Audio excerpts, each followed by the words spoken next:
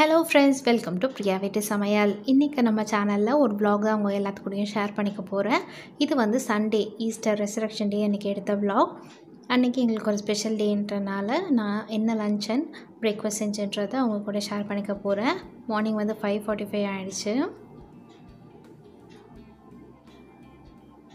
நான் இன்றைக்கி என்ன பண்ணுன்றதை ப்ரீ பிளான் பண்ணலை, இனிமேல் தான் பிளான் பண்ணணும். கர்ட் ரைஸ்க்காக முன்னாடி சாப்பாடு வடித்து வச்சுருவேன். எப்போவுமே கர்ட் ரைஸ் இருக்கும். பிகினர்ஸாக இருந்தீங்கன்னா இந்த டிப் யூஸ்ஃபுல்லாக இருக்கும்னு நினைக்கிறேன். அதாவது நீங்கள் ஏதாவது டைம் கன்சியூமிங் ப்ராசஸ், சாப்பாடு வேக வைக்கிறது இல்லை பருப்பு வேக வைக்கிறது, இதை ஃபஸ்ட்டு செஞ்சுட்டு அந்த டைமில் நீங்கள் பிளான் பண்ணிக்கலாம். ரைஸும் ஒரு ½ அன் ஹவர்க்குள்ளே ரெடி ஆகிடுச்சு. அந்த டைமில் வந்து நான் என்னென்ன பண்ணணுன்னு பிளான் பண்ணிவிட்டேன். இன்றைக்கி ஸ்வீட்டுக்கு பொரி பாயசம் தான் செய்ய போகிறேன். அதுக்காக பால் காய்ச்சிட்ருக்கேன். லிங்க்கை வந்து டிஸ்கிரிப்ஷனில் தரேன். இன்றைக்கி நான் ஃபுல் ரெசிபியும் காமிக்கல, கண்டிப்பாக செக் பண்ணி பாருங்கள். ரொம்ப ஈஸியான ரெசிபி.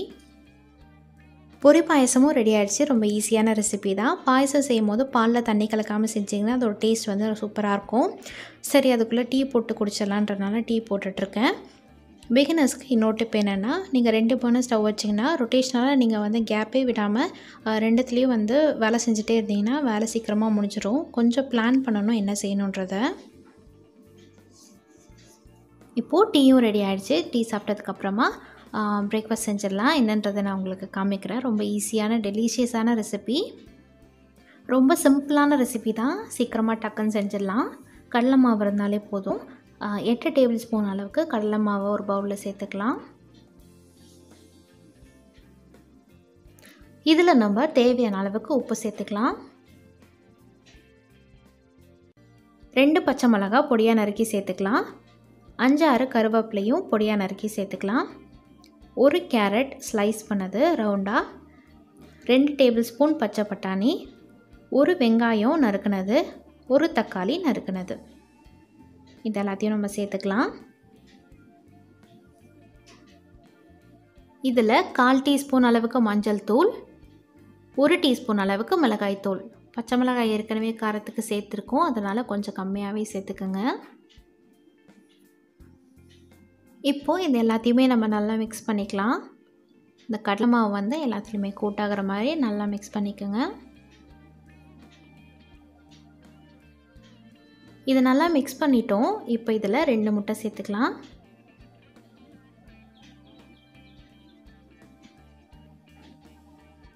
அதுக்கப்புறமா ஒரு வாட்டி நல்லா கலந்துடலாம். அதுக்கப்புறமா எவ்வளோ தண்ணி வேணுமோ அந்த தண்ணியை கொஞ்சம் கொஞ்சமாக ஊற்றி இதை நல்லா கலந்துக்கலாம்.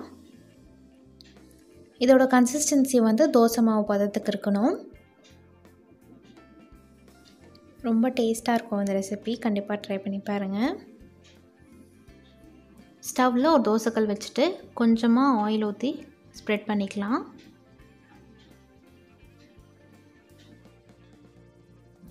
இப்போ இந்த மாவை தோசைக்கல்லில் ஊற்றிக்கலாம். வெஜிடபிள்ஸ் எல்லாம் நடுவில் இருக்கிற மாதிரி நீங்கள் பார்த்து ஊற்றிக்கோங்க. அது வேகறக்கும் வந்து ஒன்றுக்கு மேலே ஒன்று இல்லாத மாதிரி எடுத்து விட்டுடலாம். அப்போ தான் அது வேகறக்கு வந்து ரொம்ப ஈஸியாக இருக்கும். அதே மாதிரி ஸ்டவ்வை வந்து ஃபுல் சிம்மில் வச்சுருங்க. ஒரு 5 to 6 மினிட்ஸ்லேயே உங்களுக்கு ரெடி ஆகிடும். இந்த மாதிரி தோசை மாவு ஊற்றுனதுக்கப்புறமா அதை சுற்றியும் கொஞ்சம் எண்ணெய் சேர்த்துட்டு அதுக்கப்புறமா ஒரு மூடி போட்டு மூடி வச்சிடலாம். 5 மினிட்ஸ்க்கு அப்புறம் பார்க்கலாம். இப்போது ஒரு சைடு நல்லா வெந்துடுச்சு. அதை நம்ம திருப்பி போட்டுடலாம். திருப்பி போட்டுட்டு அடுத்த சைடும் அதே மாதிரி ஒரு 3 to 5 மினிட்ஸ் வரைக்கும் வேக வச்சிடலாம். ஒரு மூடி போட்டு மூடி வச்சுட்டு அதுக்கப்புறம் வேக வச்சுருங்க.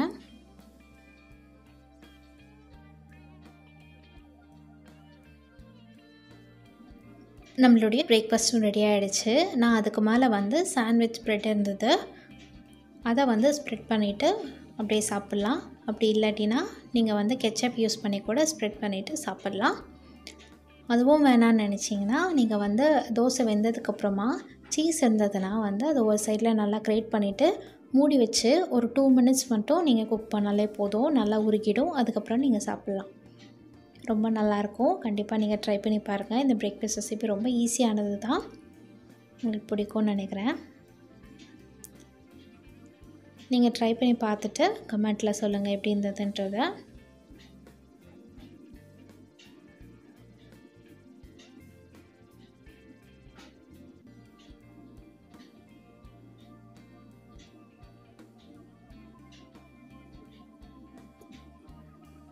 எங்களுக்கு ஆப்பில் சர்ச் கண்டக்ட் பண்ணுவாங்க. அது முடிஞ்சதுக்கப்புறமா எடுத்த ஃபோட்டோ.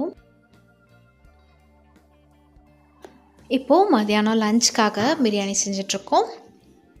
பிரியாணியும் இது கூட வந்து ஒரு ஃப்ரையும் செஞ்சோம். அது வந்து நெக்ஸ்ட் வீடியோவில் நான் உங்களுக்கு வந்து டீட்டெயிலான ரெசிபி போஸ்ட் பண்ணுறேன். இதுதான் நாங்கள் செஞ்ச ஃப்ரை. இது வந்து ஃபிஷ் மாதிரியே இருக்கும் பார்க்க, ஆனால் சிக்கன் ரெசிபி தான். இது எப்படி செஞ்சோன்றதை அடுத்த வீடியோவில் போஸ்ட் பண்ணுறேன். எங்களுடைய லன்ச் வந்து பொரி பாயாசம். லிங்க் வந்து டிஸ்கிரிப்ஷனில் தரேன், மறக்காமல் செக் பண்ணி பாருங்கள். அது கூட பிரியாணி ப்ளஸ் ரைத்தா, அதுக்கப்புறமா சிக்கன் ஃப்ரை. இந்த vlog இதோட முடிஞ்சது. லன்ச் ரெசிபியை நெக்ஸ்ட் வீடியோவில் அப்லோட் பண்ணுறேன். இந்த வீடியோ உங்களுக்கு பிடிச்சிருந்தா மறக்காமல் பிரியா வீட்டு சமையலை சப்ஸ்கிரைப் பண்ணுங்கள். தேங்க்யூ ஃபார் வாட்சிங்.